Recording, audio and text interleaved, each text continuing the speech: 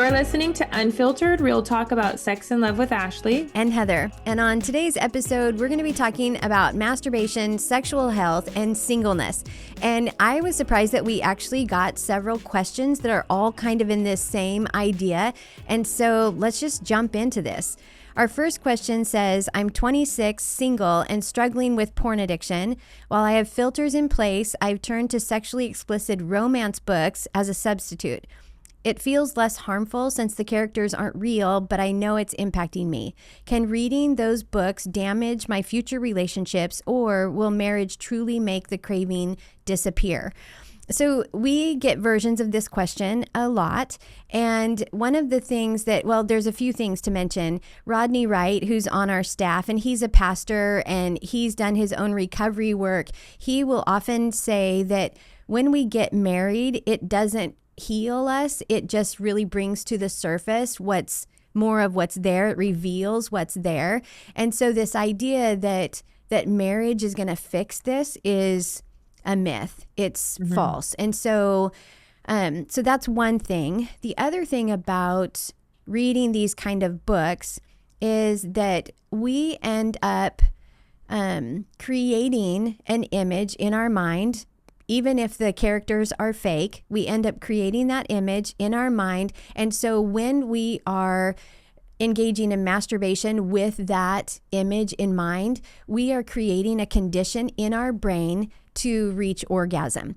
And we tend to do the same things over and over because we know they work for us. And so when we have a pattern that's like that, what a lot of young people are recognizing is then they go to get married and they want to have sex with their spouse, but their brain won't do it because their brain is saying, well, this is not how we reach orgasm. We don't do it this way. And so they basically have created a condition by which their brain will only achieve orgasm in this specific way. And so to answer that other part of the question, that can these books damage my future relationships? Absolutely. So only because you're training your brain to do something specific and your brain won't like that change in a future relationship. Yeah. And I agree with everything you've said. And I was actually just watching a series with my daughter last night, and it reminded me that before I married John, when I was single after divorce, I was not big into pornography or anything like that, but I did struggle with romantic movies, romantic books, and masturbation. And so I can say from just our own experience of helping many, many women and studies, but also personal experience, that it does change things for you. One, it can set you up for a false expectation of what a relationship should look like going in, which creates disappointment when you see just the normal person with their flaws and they're not Prince Charming or the bad boy, whichever version you like, whatever version you like. The other thing I've heard, even from our betrayed spouses, our women that are in our betrayal groups, not our struggling women groups, will say, you know, when I have sex with my spouse, I have to fantasize about them doing something different, being somewhere different. They're still not present with what's reality. And then, like you said, just training your brain that way. And so I don't think we could really even quantify the amount of women that have told us they struggle to have orgasm in like regular sex in their marriage. And then we will ask, have you had orgasm other ways? Do you experience orgasm at all? And they're like, yeah, I can when I masturbate or do these different things. And that kind of shows what you were just talking about, that we train our brain to want a certain thing, respond a certain way, and it's setting yourself up for more difficulty. Not that you absolutely can retrain it.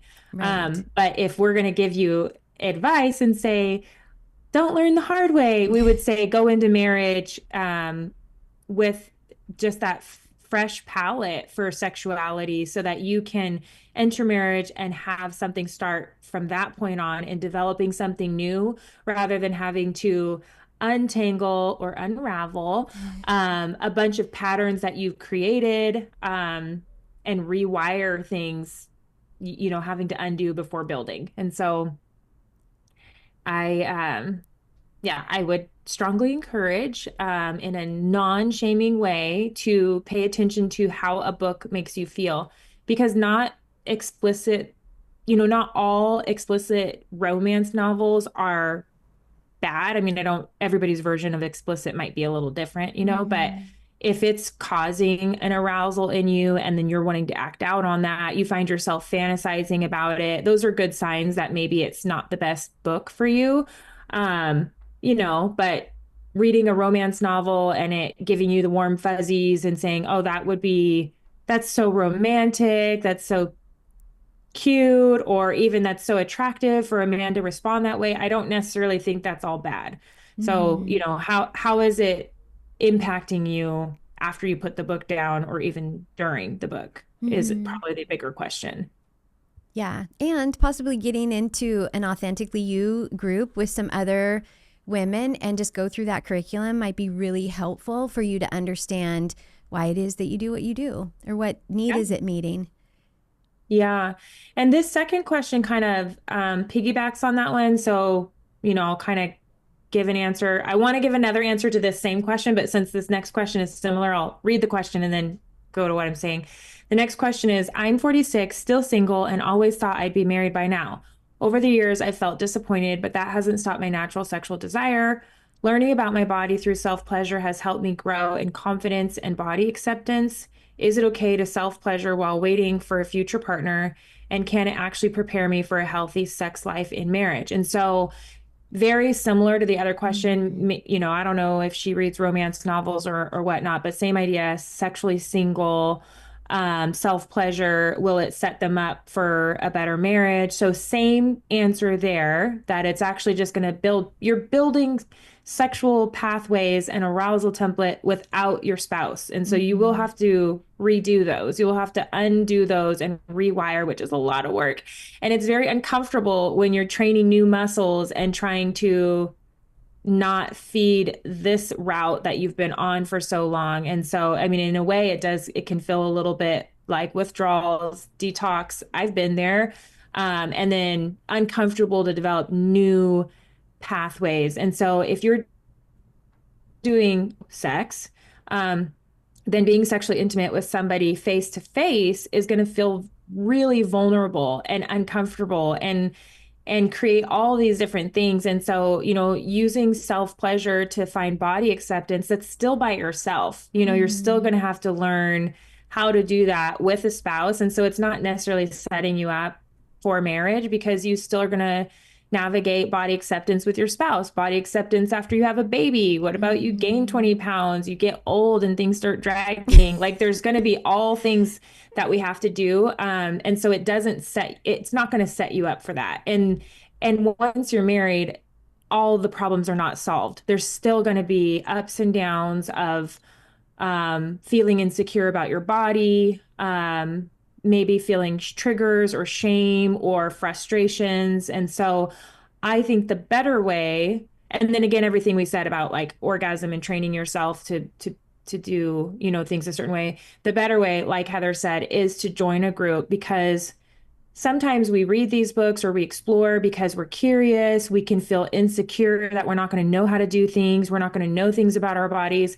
Um, but if you can get into a group with other women and realize, actually talking about sexuality, talking about your body, talking about concerns, frustrations, curiosities, like wanting to know what certain things mean, that's not bad. And so that can actually um, squelch a lot of that curiosity that sometimes drives us to investigate things or explore in ways that might not set us up for, success going forward. So get in a group, start talking about it, Mm-hmm.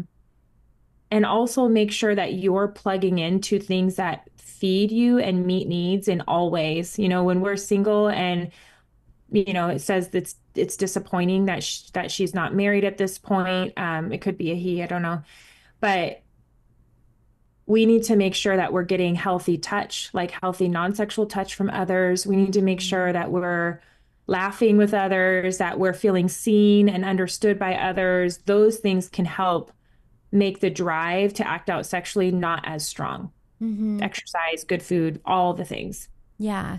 And this might be something too that if you're wanting to change the behavior, then you need to go through that detoxing time. And so even just to say for 90 days that I'm going to reset my brain and I'm going to not engage in romance novels or masturbation. And I'm going to make a list of 10 healthy things that I can do instead when I start to feel disappointed, when I have triggers that happen, and just give yourself that 90 days, that 3 months to reset your brain. And then, of course, being involved in a group is going to be so helpful in this long-term process. Absolutely. So then our third question says, I'm in my 40s and don't struggle with fantasy. However, in the last year, I have noticed that I'm struggling with masturbating at specific times of the month. It seems like this is related to hormonal changes. Even though I'm not thinking about anything specific or watching anything inappropriate, I still get filled with shame when I lose this battle. What should I do? So we've had similar questions to this. And one of the reasons why, especially for women, that we start to feel more sexual about a day or two before our period starts because our estrogen and progesterone levels drop and our testosterone levels increase. And that's where we have that, like she's saying, those hormonal changes, those are real. It's something real happening in your body that's then driving that behavior of wanting to masturbate. And so the same things apply that we've said for the first two questions, in that it really is retraining your brain to respond differently instead of using masturbation as a form of release or a coping behavior. And especially when you're having those feelings of shame when this is happening, I think even being in a group and having other people who are on the same journey as you and be able to talk about these things really does minimize the shame that we feel, because that's when we realize that I'm not the only one who struggles with this, that this is a common problem among women, not just, and she doesn't say that she's single necessarily, but not just among single women, that married women, we have these same hormonal changes throughout the month, and just being able to manage those and navigate just our sexual experiences, it takes time and an understanding of why we do what we do. Mm-hmm. Yeah. And if it is that predictable, I mean, like the big thing here for me is that she is saying she's filled with shame. And so Mm-hmm. I believe, because I've done years of my own like research to be like, does the Bible say masturbation is wrong or right? And there's no answer that we can give that can help eliminate that feeling of shame. And so for me, personally, I've given up things in my life that are not technically bad things, but when I've acted out that way or used those things, I have felt shame. And the freedom that comes when you're able to conquer those things is really good. And so, I would focus on that and say, if this behavior gives you shame, then we should find a way for you to meet your same needs and live in a way that makes you feel free and joyful and unashamed. And the patterns are predictable, it sounds Mm-hmm. like. And so creating even a schedule. I know one of my triggers used to be like feeling really sexually aroused in mid-afternoon, like 3 o'clock. I don't know if that's because, you get that like slump in the afternoon, or if I had trained my brain that way from childhood, because that's where I'd be home alone, like 3 to 5. And so those were kind of the hours I'd get to like dig into all the bad movies and things like that. And so I don't know if that's a pattern I brought into adulthood. But once I recognized that pattern by going through a group and tracking like your faster scale work and relapses and like realizing, hey, there's a connection here. It's always the same. Then you can set yourself up for a plan. And so maybe on those days you plan hanging out with girlfriends, you Mm-hmm. plan going on a bike ride, you plan things so you're not just sitting around the house tempted on those days, and maybe try to predict it a little bit. Flood Mm-hmm. yourself with other kinds of good feelings and endorphins. Yes. Well, those are good questions. We appreciate you joining the conversation today. If you can think about it, we want to be talking about it. So continue to send your questions to unfiltered@puredesire.org.